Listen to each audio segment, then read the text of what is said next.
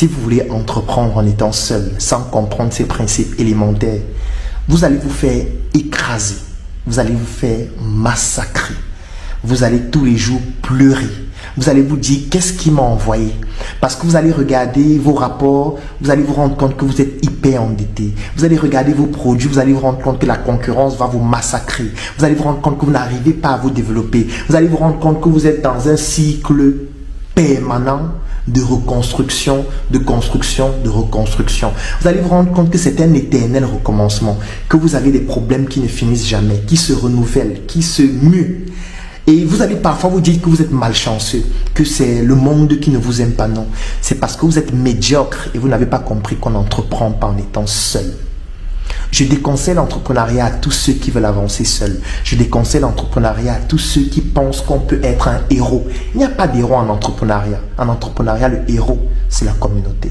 Le héros, c'est le bloc qu'on va former. Le héros, ce sont les initiatives que nous allons être capables de déployer en étant ensemble.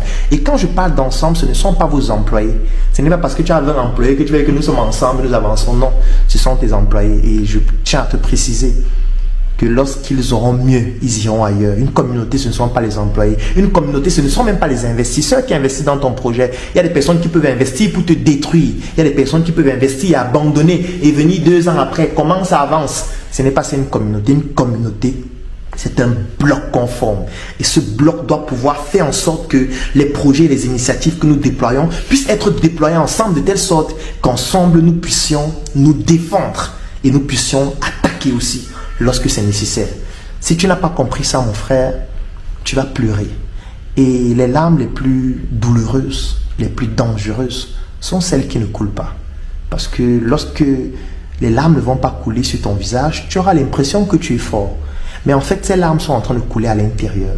Et ces larmes qui coulent à l'intérieur sont le germe, la pépinière de la déprime, de la dépression, des maladies psychologiques, des maladies mentales, qui vont t'entraîner vers la folie et la mort, parfois par suicide, parce que tu n'auras pas pu supporter à toutes ces secousses sur le plan intellectuel.